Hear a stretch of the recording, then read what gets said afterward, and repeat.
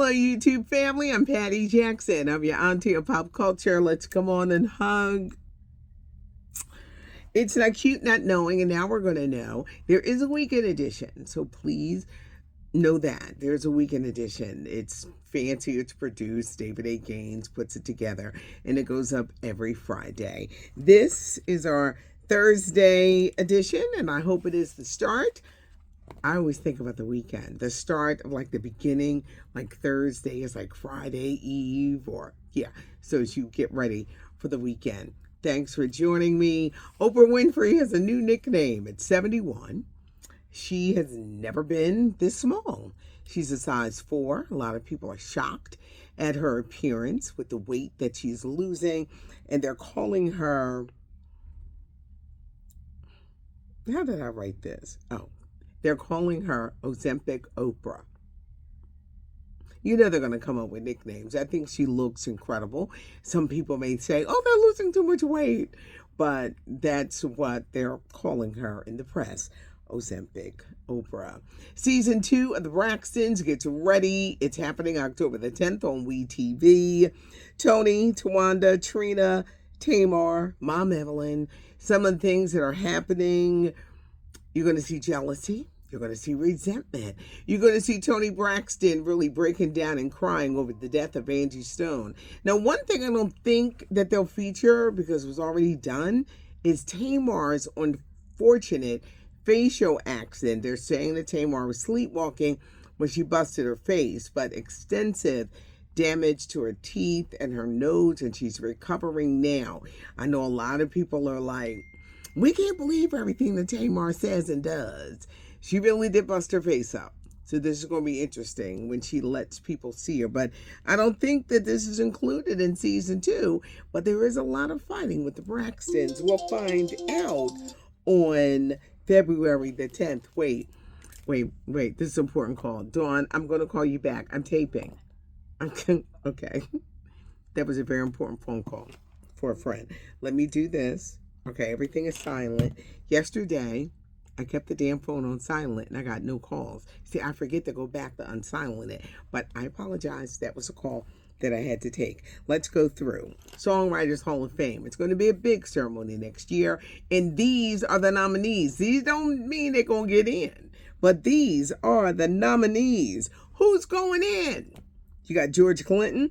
You got Janet Jackson. You got Eminem, Boy George, Alanis Morissette, Narada Michael Walton, who wrote Baby Come to Me, Patty Austin, James Ingram, Sheryl Crow, the Doobie Brothers, taking it to the streets. You've got NWA, Dr. Dre, Eazy-E, Ice Cube, MC Ren, DJ Yella, Steve Winwood, Higher Love, who is getting inducted into the Songwriters Hall of Fame. Now, many of you will say, well, what's Janet Jackson write? Rhythm Nation. And she wrote Again, which was nominated for an Academy Award. So we're going to find out who is going in. Alanis Morissette. I have a real funny story. Her music in the beginning was very angry. And if you listen to it, you ought to know. I called it angry music.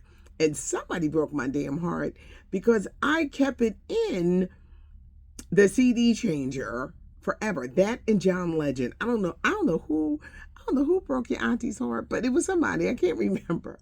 But I would listen to Alanis Morissette, and I noticed that I had to stop because I would just become angry and upset all over again and blasting it and singing it to the top of my lungs. That's the most that I remember. But she is nominated to be in the Songwriters Hall of Fame. Steven Spielberg recently sat down and he talked about Jaws. This is the 50th anniversary of Jaws. And he was asked, should there be a remake of Jaws? And this was his first movie. And he said, absolutely not. You don't touch a masterpiece. And you don't. I just think that Hollywood is so unoriginal now. Do your own stuff. Never. Certain movies should never be touched. Set it off. Jaws. Don't redo these movies. Plus, When Jaws came out, it was like 1,000 sequels that came afterwards. What sticks in my mind about Jaws, what sticks in my mind about Jaws, this was when my parents first started letting me go to the movies with my friends. It was always, now your brother's got to go. Even though in 1984, they wouldn't let me go see Purple Rain by myself because it was way across town. And my brother had to take me, and he spent all of my money, and I had no money. This is all going to be in the book. Let's get back to Jaws. It was 1975. My parents started letting me go to the movies with my friends. It was scary. We were screaming. I'm not sick. I swallowed wrong. We were screaming. It was scary. So fast forward years later, it comes on. I got the kids watching. I said, we're going to watch Jaws tonight. Here go my son. This movie is so corny. The shark looks fake.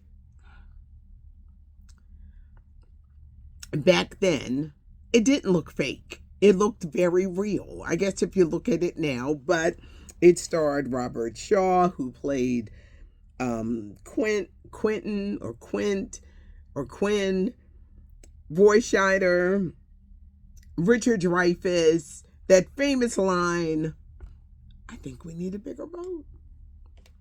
Just a classic movie. And I was so glad when Steven Spielberg says, no, this movie should never be remade. And I agree with him. But back then, 1975, it was scared to go in the water. A lot of people was like, really like, we don't know what's in there. I don't know if I named the character. Polly Holliday, the actress, she died at 88. She played Flo on Alice. Look at me doing the back to her. I forgot if I mentioned her name, but kiss my grits was her famous saying on that 70s TV show. Britney Spears. She needs help. I talked the other day about her dancing in her mansion. There was dog poop everywhere. Now she's going on dates. But how is she meeting men? They slide into her DM because she's not getting on a dating app. But they slide into her DM. So she goes on a date with this guy in a black slip. I didn't say dress. A black slip, leopard boots. She leaves him to go into the bathroom. She's in the bathroom spinning, twerking, saying that the guy was horrible. And she's filming. She's filming all of this. Her family knows that she needs help. And they're saying that she needs a confident man, not a gold digger. Because most men that get involved with her are like, okay, I'm going to deal with the cray-cray because I know I'm going to get some money. Her ex-husband, the one she had 2 sons by, he's planning on writing a book. He was getting millions in child support. But the kids are grown, no more child support. So now he got to get a job. So now he's like, I'm going to write a book. Anywho, her family realizes it. They say she's in that mansion. She's got them dogs. She ain't cleaning up the poop. How she could stand the smell, who knows? But she needs help. But this is what happens if you were to go on a date with Britney Spears, with the men that she's picking up through her DMs. I'm gonna let you know stuff. You could sit there and say, man, some man said to me, we don't care about no Britney Spears. Well, I'm gonna keep telling the stories because the stories are funny to me. Now she does need help, but you know how some things are like, it's one of those. Pick up the weekend edition. The weekend edition debuts every Friday afternoon. I hope that you have a good weekend. It's going to be a great NFL weekend. Tonight, you got the Packers and the Commanders. I'm a huge football fan. My Eagles play Sunday afternoon against the Chiefs, a rematch of the Super Bowl. But have a great weekend no matter what you decide to do. The weekend edition goes up.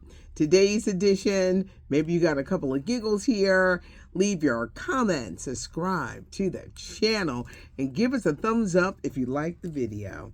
I appreciate you guys for real, and thanks for joining me. I'm Patty Jackson. I am your auntie of pop culture.